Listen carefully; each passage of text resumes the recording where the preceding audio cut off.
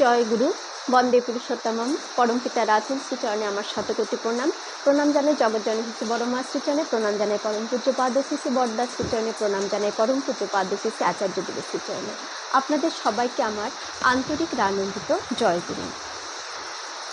আমাদের এখানে প্রচণ্ড বৃষ্টি হচ্ছে আজ কয়েকদিন ধরেই। এখনও আমি যখন ইষ্টপ্রসঙ্গ করতে বসলাম, এখন মুষলধারে বৃষ্টি আমাদের এখানে কিন্তু হচ্ছে। তো যাই হোক, কোথাও বৃষ্টি, কোথাও প্রচণ্ড দাবদাহ চলছে। এর মধ্যে আমাদের শরীরকে সবার যত্ন সহকারে চলতে হবে, কারণ ঠাকুর আমার শরীরের মধ্যেই রয়েছে। তাই আমার শরীরকে, এই মন্দিরকে আগে সুস্থ রাখতে হবে, তাই না? তাই কাল যে ভিডিওটা ছেড়েছিলাম, সেই ভিডিওতে ঠাকুর পান্তা ভাতের কথা বলেছেন।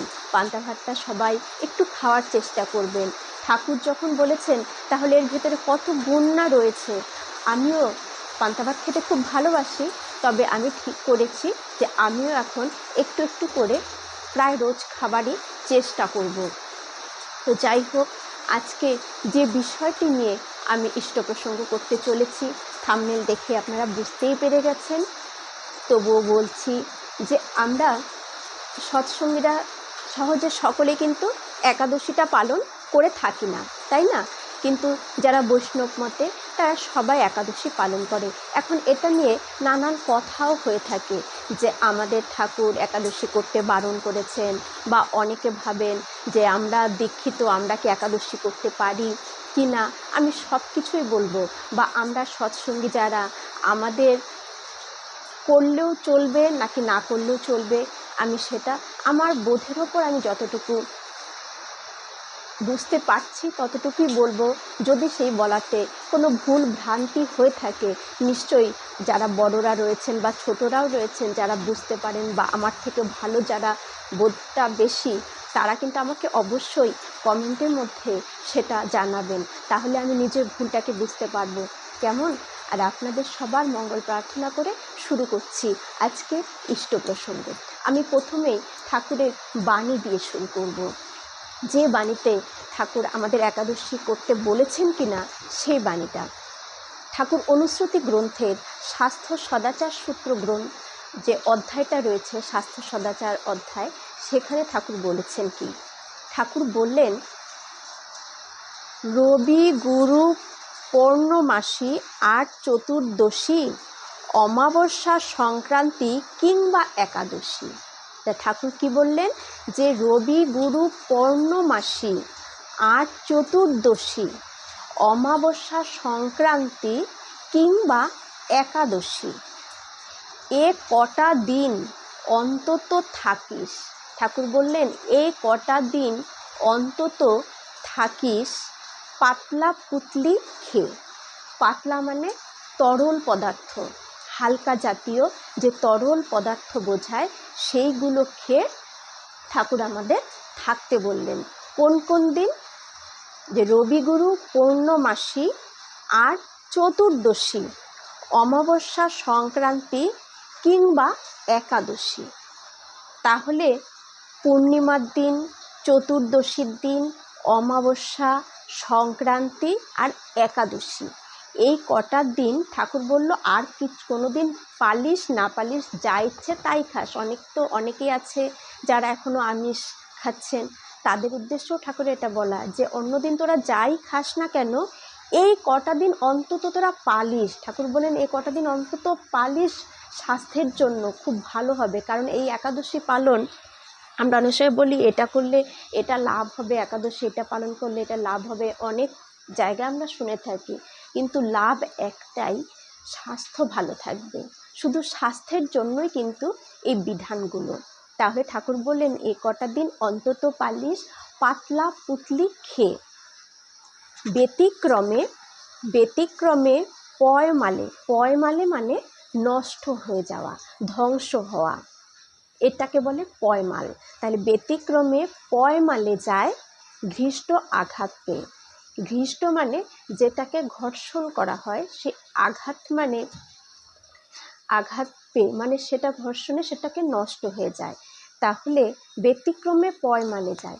যদি এই ব্যতিক্রমগুলো আমরা করি, এই দিনগুলোকে যদি আমরা, অনেকে যারা আমিষ খায়, এই যে দিনগুলো, এই দিনগুলোতে আমরা অনেক সময় শুনে থাকি পূর্ণিমা অমাবস্যাতে মাছ মাংস এসব খাওয়া বারণ। কেন? এই সময় এগুলো খেলে নষ্ট হয়, ব্যতিক্রমে এগুলো আমাদের যে জীবনযাত্রা, আমাদের স্বাস্থ্য, সেইগুলো কিন্তু বিঘ্ন ঘটে, নষ্ট হয় ঘর্ষণে। সেই সব ঘর্ষণে সেইগুলো কিন্তু আমাদের নষ্ট হয়ে যায়। শরীরের অনেক, কারণ ভেতরে, আমাদের শরীরের ভেতরেও তো অনেক যন্ত্র রয়েছে, সেইগুলো কিন্তু প্রচণ্ড ক্ষতি হয়, আত্মার ক্ষতি হয়। তাই এগুলো আমাদের খাওয়া বারণ। তাহলে দেখুন, এখানে ঠাকুর স্পষ্ট বলে দিয়েছেন কিন্তু, এই যে পূর্ণমাসী, চতুর্দশী, অমাবস্যা, সংক্রান্তি, একাদশী, তাহলে ঠাকুর একাদশীর উল্লেখও করেছেন। তাহলে আমরা কিন্তু একাদশী পালন করতেই পারি, সেদিন আমরা পাতলা পুতলি খেয়ে থাকতেই পারি। কিন্তু সব থেকে ঠাকুর এটা বললেন যে সব থেকে সেরা হচ্ছে হবিষ্যন্ন করা, যে আতপ চাল, কাঁচকলা, ঘি, মধু, এসব যে আমরা খাচ্ছি, তিল বাটা খাচ্ছি, এই খাওয়াটা কিন্তু, তিল বাটা, আবার ঠাকুর বললেন তিল আর মধু যদি একসাথে মিশিয়ে খাওয়া যায়, এটা খুব প্রোটিন, খুব প্রোটিন আসে এই খাবারটার থেকে, খুবই ভালো। তাহলে আমাদের এই হবিষ্যান্ন ব্রত, ঠাকুর বললেন সব থেকে এটা সেরা ব্রত, যত ব্রতই করি সেরা হচ্ছে হবিষ্যান্ন।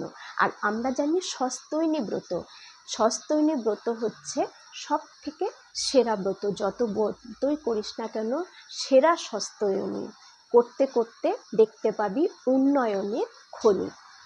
তাহলে আমরা ঠাকুরকে ধরে আমরা সবাই সঠিকভাবে চলার চেষ্টা করি, তাই না? সঠিকভাবে চলি, আমরা হবিষ্যান্ন ব্রত গ্রহণ করছি, যারা সস্তৈনী পালন করছি, তারা কিন্তু আমরা সস্তৈনীর বিশেষ যে পন্থাগুলো আছে সেইগুলো আমরা পালন করি। সস্তৈনীতে ঠাকুর বলেছেন আমাদের সহজ পাচ্য খাবার খেতে, শুধু সস্তৈনীদের নয়, ঠাকুর সকলকেই বলেছেন সহজ পাচ্য খাবার সব সময় খেতে। কারণ আমাদের শরীরটাকে তো ভালো রাখতে হবে, শরীরকে ভালো রাখতে গেলে আমাদের খাওয়া দাওয়ার দিকে নজর দিতেই হবে। কারণ খাওয়ার ওপরেই আমার শরীর সুস্থ থাকবে, শরীরের ওপরেই আমার মন কিন্তু তরতাজা থাকবে, মনটা কিন্তু শরীরের ওপর পুরোপুরি নির্ভর করে। তাহলে আর এই মনের ভেতরেই আমার প্রিয় পরম বাস করবে, তাকে কি একটু স্বস্তিভাবে আমি বাস করতে দেব না? তাকে কি একটু আরামভাবে থাকতে আমি দেব না? আমি যদি আরাম পেতে চাই, তাহলে যিনি আমার স্রষ্টা, যিনি আমাকে পৃথিবীর আলো দেখিয়েছেন, তাকে কি আমি একটু আরাম থাকতে দেব না? তার জন্য সহজ পাচ্য আমাদের খাওয়া উচিত। আর যাদের ভেতরে এই প্রশ্নটা রয়েছে, একাদশী কি আমি সৎসঙ্গী হয়ে করতে পারি? নিশ্চয়ই করতে পারেন। সহজ পাচ্য ঠাকুর পাতলা পুতলি সেদিন খেতে বলেছেন, একাদশীতে, অমাবস্যায়, সংক্রান্তিতে। তাহলে আমরা করা যেতেই পারে, যারা করছেন তাদের কোনো অসুবিধা নেই, করতেই পারেন। যারা করছেন না, তারা সহজ পাচ্য যদি খাবার খেয়ে, সস্তৈনী ব্রত যারা গ্রহণ করছে, তারা না করলেও কোনো অসুবিধা নেই, কারণ তারা সহজ পাচ্য খাবারই প্রতিদিন তারা সেবন করছে। আমরা যারা সস্তৈনী গ্রহণ করছি, তারা আমাদের খাবার দাবারটা সহজ পাচ্যই হয়ে থাকে। আমরা সেই গুরুপাক জাতীয় খাবার আমরা তো কোনো দিনই খাই না, আমাদের অসুবিধা সেটাতে হয় না। আমরা হবিষ্যান্ন গ্রহণ করছি, এখানে আমাদের অনেক স্বাস্থ্যের জন্য আমাদের তাই হবিষ্যান্নটা করতেই হয়। যাই হোক, কতটুকু বোঝাতে পারলাম জানি না, কিন্তু কোনো প্রশ্ন থাকলে অবশ্যই আমাকে জানাবেন। আর আমার শরীরটা বিশেষ খুব ভালো নেই, তাই হয়তো সেইভাবে আমি ভিডিওগুলো করতেও পারছি না। আপনাদের সবার মঙ্গল প্রার্থনা করি, সবাই ভালো থাকুন আর ভালো খাবার খান, সুস্থ থাকুন, স্বাস্থ্যকে রক্ষা করুন, মনকে আপ্লুত করে রাখুন, ঠাকুরকে নিয়ে ভাবুন, ডিপি ওয়ার্কস করুন। জয় গুরু, বন্দে পুরুষোত্তম।